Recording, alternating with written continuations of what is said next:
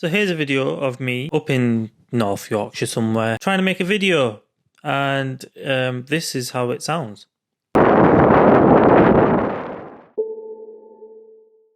So the car that I was driving the day I made the video was my personal Toyota Altezza. It's a superb car and I will make a video of it on another day. Unfortunately, not today because the weather is still quite awful and we're in the UK. I do genuinely not know how people make videos when the weather is consistently grey, windy and foggy. Anyway, moving on. Since the video turned out like that, I thought I'd just make a normal podcasty type video and hope you guys still enjoy it. Although there's not going to be much driving involved like the one that I initially made because it was awfully windy and quite foggy, and I did end up damaging my front lip spoiler on the car, so you can see it in like a later video where the lip spoiler is completely missing, and then in an early video it's right there. Now most of you watching this video will kind of have different views to me, of course. Now there are 3 recipes in my opinion that form a great car, or even just a fun car, a platform that's unbeatable in a driver's sense, and that being an engine at the front. And obviously at the front of my Altezza here is a 3SGE beams. Most of you will be thinking, you know, that engine's 40 years old. It initiated in the Camry back in 1984, which doesn't feel like 40 years ago, but it was. By the year 1998 or 2000, when the Altezza was actually released, went from producing 130 or so horsepower to 210 horsepower, basically the final boss of the 3SGE. And albeit the car weighed quite a lot with 1300 kilos, today it doesn't really seem like a lot, but back then it was quite a vast vehicle in size. The next part of the formula of a fun car to me is having rear wheel drive. I feel like the most fun cars can be rear wheel drive. However, that's a bit of a lie because I did have a front wheel drive car before and it was the most incredible thing to drive. Maybe because it was turbocharged, I'm not sure, but it was incredibly fun and I adored it. But rear wheel drive does make a great driver's car, and it's a platform that I'll probably go on for years and years and years. And the final thing is to have a manual gearbox. Now, a lot of cars these days don't really have manual gearboxes, do they?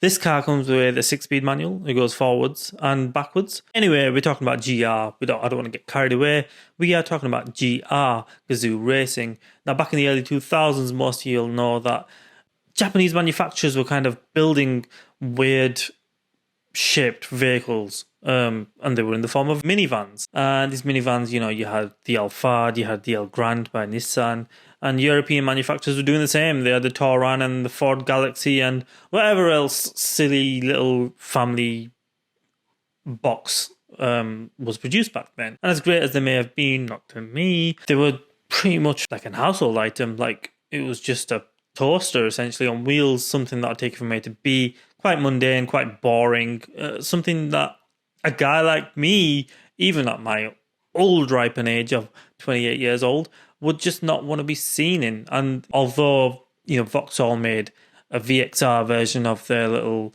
Mariva, I think it was, to a guy like me, growing up and seeing Subaru Imprezas and, you know, Corolla AE86s and Skylines and Silvias and Gran Turismo and Need for Speed and Fast and Furious and all these kind of cool media that were out at the time. There was loads of magazines out when I was a kid and I used to love seeing the cars in them. I used to always get myself into the cool, powerful, modified section and scour the internet for cool pictures that I could print out on the printer. That was meant for school, but obviously I didn't use it for school. Anyway, it was a car like that to a guy like me was just a pipe dream. Back to the story. We are now with the vice president of Toyota, Akio Toyoda, and Naruse. He got known as a master driver by most people in Toyota and most people in Japan, or also the Nurmeister, which is the Nürburgring Meister or Master. I don't know what that is. But these 2 guys decided to take a trip to Germany and went to possibly the most famous track you can think of when you think about tracks in Europe, the Nürburgring.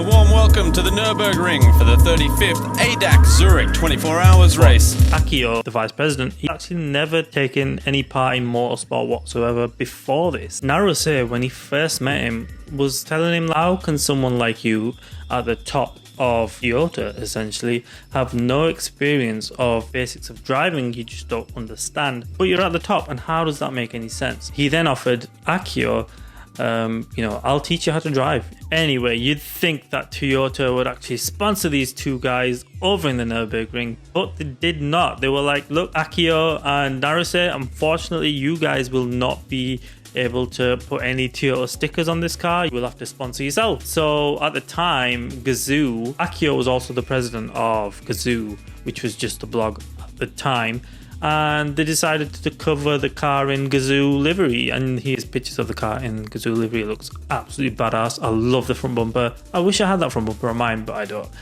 Toyota were like, look, no, we are not going to be able to back you. You're going to have to do this yourself, and you're going to have to go under a pseudonym. Make sure nobody knows you there from Toyota in Japan. So Akio actually went under the name Marizo, or Maritzo, I don't know how you pronounce that, which was actually a green shrub that was a mascot of the 2005 World Expo in Aichi, Japan. I have no idea why he chose that and what relevance that has to him, but it's absolutely hilarious. I love it. Akio and Naruse did some practice laps. They essentially went on the track in practice with the Mark IV Supra, and then they bought the two used Altezzas, sticking them up in Gazoo livery, and went on to the circuit. So here's where the Altezza comes in the story once again. Because the Altezza is around 210 horsepower, and at the time it would have been around 9 years old, you've got to understand that they were up against cars that were far more powerful than them. They were up against BMW M3s and Audi S3s and every single European car at the same time, like in 2007, 2008, where turbocharged 2 litre, 4 litre NA, they were just far more powerful and far more modern than the Altezza was at the time. So every time Akio got pretty much overtaken by everyone, as you can imagine, the Altezza couldn't pull the skin off a rice pudding. Let's be real. It's a great car, it's just not fast. So he was getting overtaken, and he was getting incredibly frustrated by the fact they did manage to finish with, as far as I know, no major injuries apart from a blown tyre. They finished in 110th place, which is quite an achievement, because finishing in general a 24-hour race without crashing is just an incredible feat, especially for drivers that are new to the Nürburgring, and people just go to the Nürburgring for fun and end up binning their cars. So just making it to the finish line was an amazing achievement. So 110th place with 80 laps. After the loss and after all of this sort of blew over, Akio was essentially like, we've got to create better cars. We've got to create even more fun cars.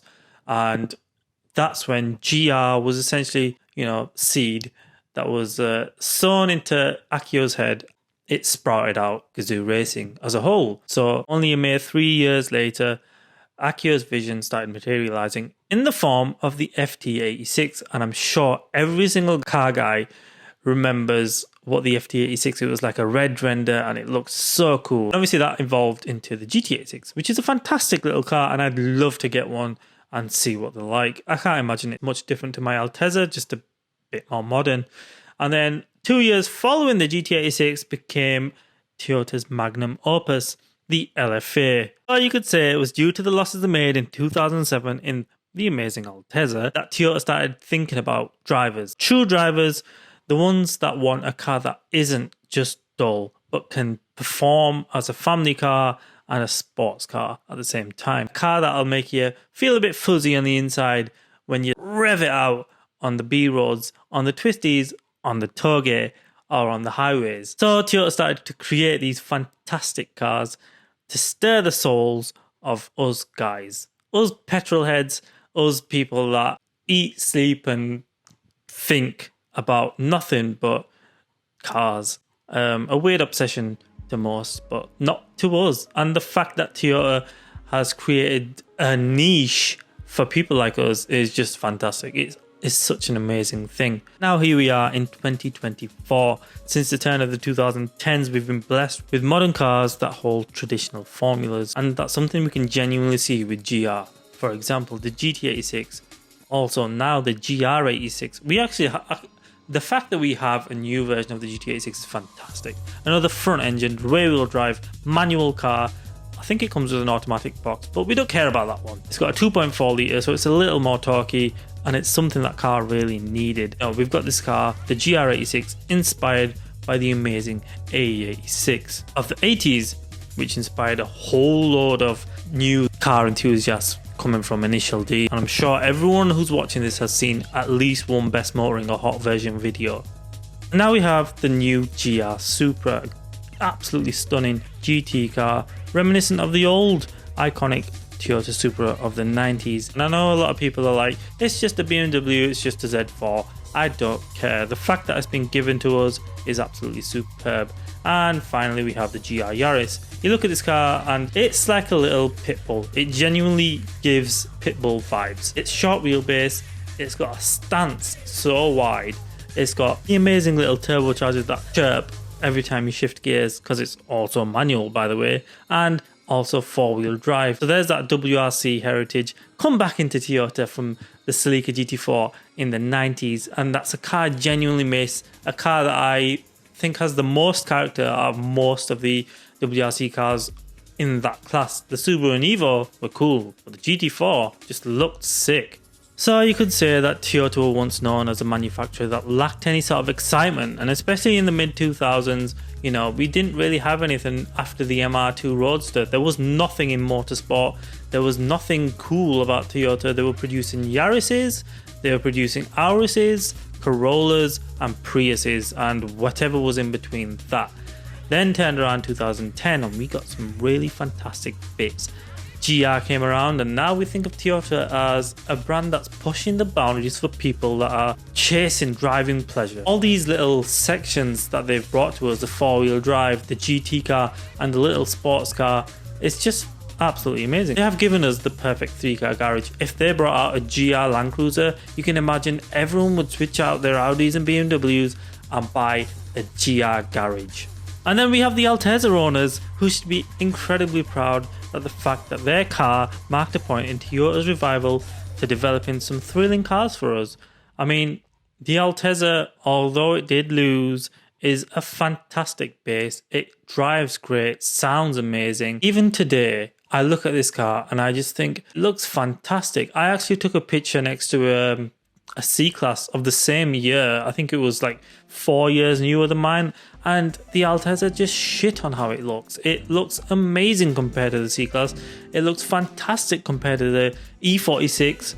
You know, the M3 looks great, but the E46, like M Sports, the normal 3.25s and 330s or whatever engine size it came with, you know, they just look bland in comparison to the Altezza. So I can say I'm proud to own one, and I'm pretty sure most owners will be proud of theirs, unless it's on jack stands or rusty, I guess. I'd like to apologise for not having a proper video for this, but I hope you still enjoyed this one, even though it's a bit more like a documentary. A bad one maybe, but it's my first podcasty type documentary type video, and I genuinely hope you enjoy it.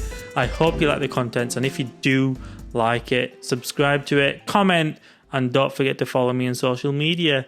Thank you very much, everyone. Love you. Bye.